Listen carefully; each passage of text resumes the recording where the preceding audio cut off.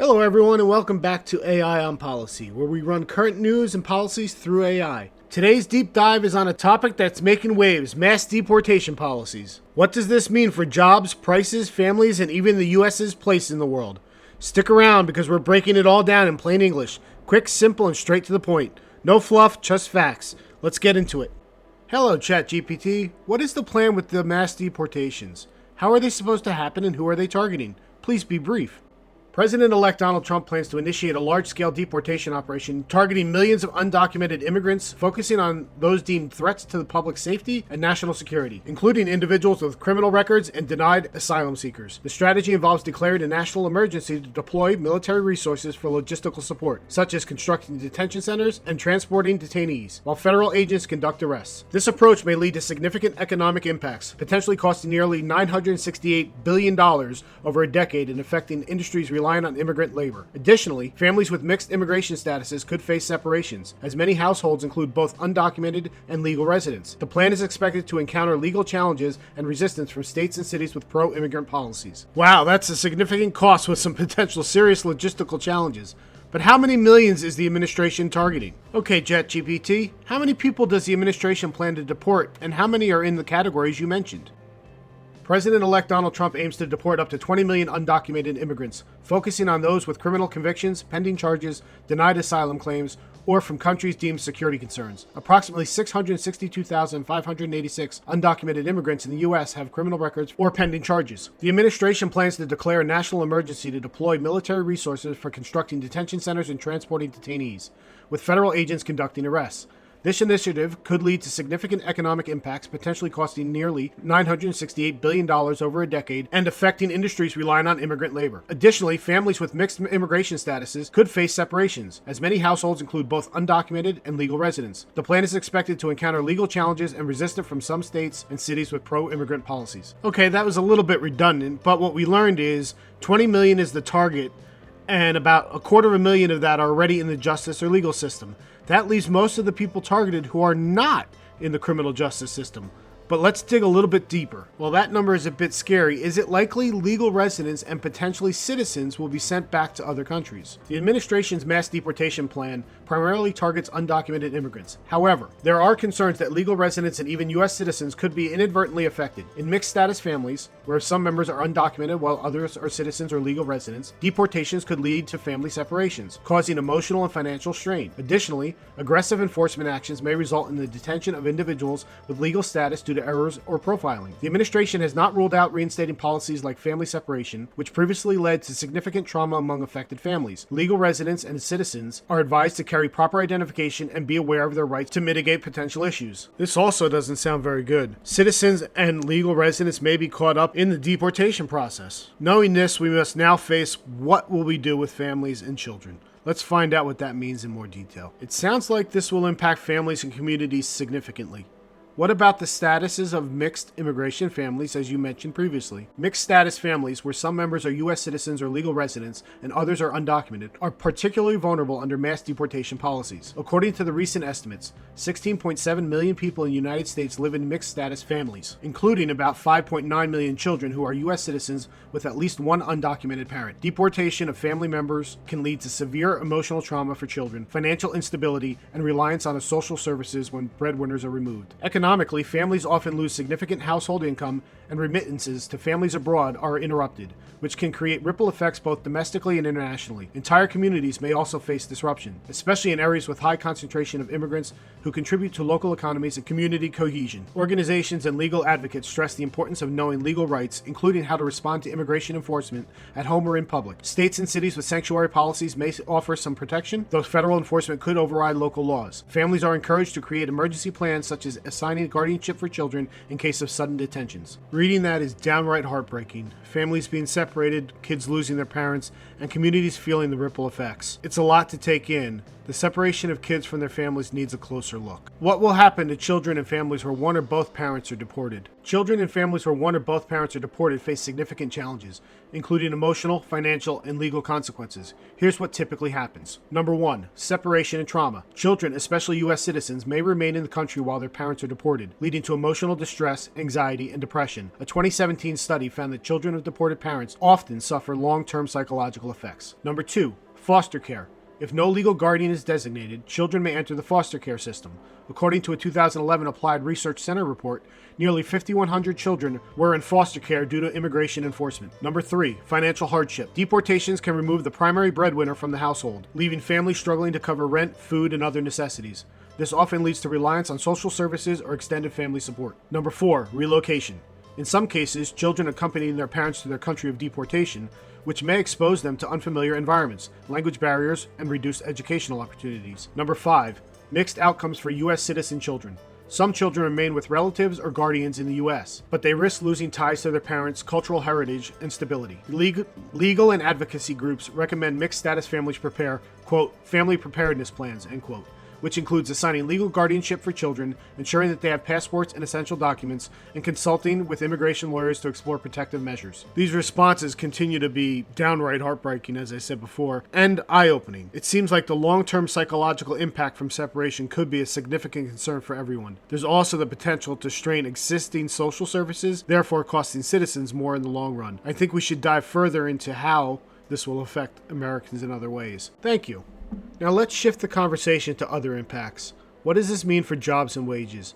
Are Americans going to see any benefits for citizens or legal immigrants in the job market? The economic and job market impacts of mass deportations are complex, and while some argue it could benefit citizens and legal immigrants, the broader effects may be negative for the economy as a whole. Number 1. Job availability. In theory, deporting millions of undocumented immigrants could open up positions in industries like agriculture, construction, hospitality, and food service, where undocumented workers are heavily represented. However, these jobs are often low-wage, physically demanding, and unattractive to many Americans. Number 2. Wages. There is a debate over whether removing undocumented workers would raise wages for citizens. Studies have shown mixed results. Some indicate modest wage increases in specific sectors, while others suggest that overall impact is minimal because undocumented workers often fill jobs that citizens are unwilling to take at current wages. Number 3. Economic disruption. Mass deportations could lead to labor shortages in key industries, resulting in higher production costs, reduced economic output, and price increases for consumers. The agricultural sector, for example, relies on undocumented labor for an estimated 50% of its workforce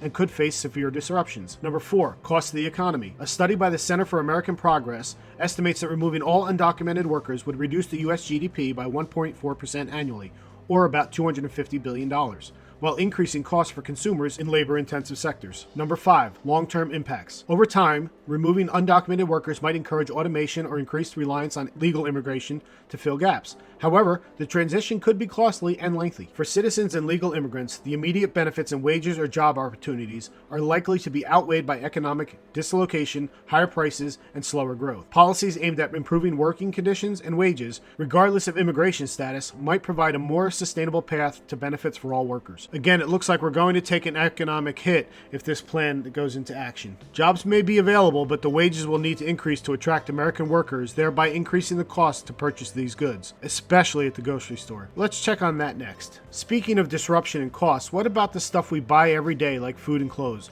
Are we looking at higher costs to our wallets? Yes, consumers are likely to face higher costs for everyday goods like food and clothes if mass deportations significantly reduce the labor force in industries relying on undocumented workers. Here's why. Number 1. Agriculture. The agricultural sector employs a large number of undocumented workers, accounting for about 50% of the U.S. crop labor force, according to the USDA. A labor shortage would reduce productivity and increase costs for harvesting crops, potentially driving up prices or for fruits, vegetables, and other farm products. Number 2. Food production and processing. Meat packing and food processing plants also rely heavily on undocumented labor. A sharp reduction in the workforce could lead to supply chain disruptions, reduced output, and increased prices for meat, dairy, and processed foods. Number 3. Clothing and retail. Many undocumented workers are employed in low-wage manufacturing and retail roles. Reduced staffing could raise production costs for textiles and garments, and retailers might pass those costs on to consumers. Number 4. Ripple effect on inflation. As labor costs rise due to shortages, companies may adjust prices across sectors. For instance, higher shipping and handling costs could impact not just food and clothing, but also electronics, furniture, and other goods. Number 5. Economic uncertainty. Even industries not directly tied to undocumented labor could see rising prices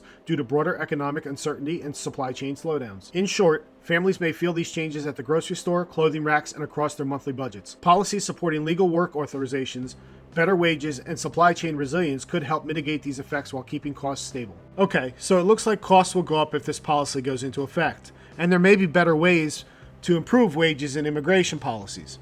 Since we know what happens to our wallets, let's see what happens to the federal budget. Okay, ChatGPT, what is the bigger economic impact to the federal budget and taxes collected if the workforce changes this much? Mass deportations would likely have a significant negative impact on the federal budget and tax revenues, as undocumented immigrants are an integral part of the workforce and contribute to government finances. Here's the breakdown. Number 1, lost tax revenue. Undocumented immigrants contribute approximately $11.7 billion annually in state and local taxes, according to the Institute of Taxation and Economic Policy. Deporting these workers would drastically reduce this revenue, particularly from payroll taxes, sales taxes, and property tax. Number 2, Social Security and Medicare. Undocumented immigrants contribute about $12 billion annually to Social Security through payroll taxes, even though most are ineligible for benefits. This helps sustain the system for current and future retirees. Deportations may reduce these contributions, potentially exacerbating funding challenges for entitlement programs. Number 3, increased enforcement costs. The estimated cost of implementing mass deportations, including detentions, legal processes, and transportation,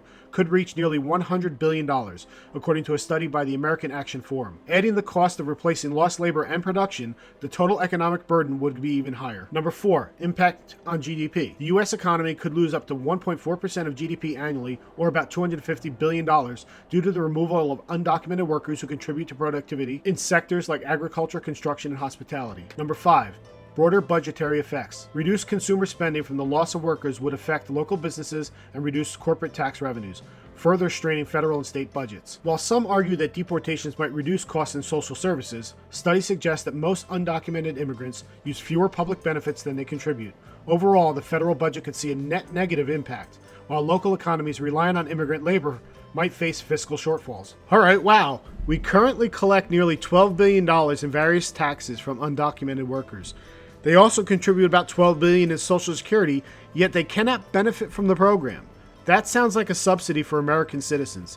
I need to know more about this, so let's ask ChatGPT. ChatGPT, $11.7 billion in taxes are collected. I was under the impression that undocumented people cost our country more than they pay in. Is that not correct? While undocumented immigrants may use some public services like emergency health care and K-12 education for the U.S.-born children, they are ineligible for most federal benefits, such as Social Security, Medicare, Medicaid, except emergency care, SNAP, food stamps, and welfare programs. Number 3, net fiscal impact. Studies, including one by the National Academy of Sciences, indicate that undocumented immigrants contribute more in taxes at the state and local levels than they use in services. However, the cost-benefit analysis can vary by state, depending on public service costs and the size of the undocumented population. Number 4, Social Security contributions.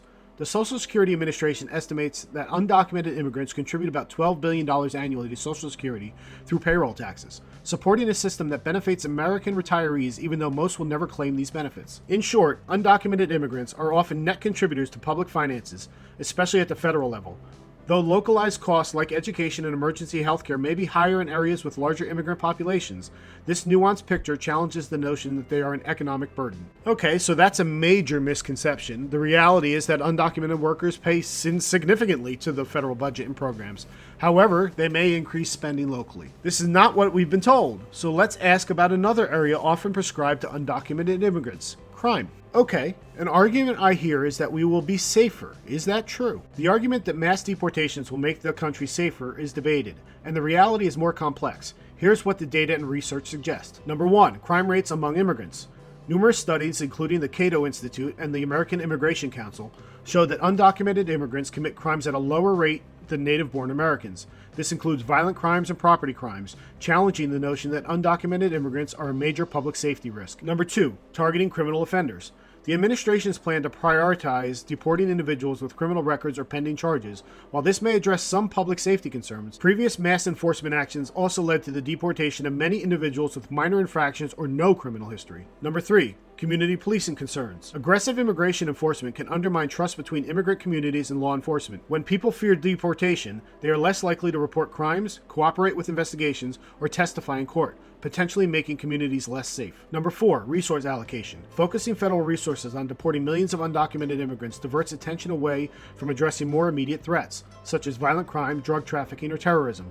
Critics argue this is a misallocation of law enforcement priorities. Number 5. Gang and cartel activity. While some deportation efforts target gang members or cartel affiliates, experts note that these groups often reorganize abroad and continue their operations, meaning deportations may have limited long-term impact on organized crime. In summary, while targeting individuals who pose genuine safety risks is a legitimate goal, blanket deportations are unlikely to significantly improve public safety and may create unintended consequences, such as reduced community cooperation and increased fear. Well, this seems like another narrative that's not quite accurate once you take a closer look.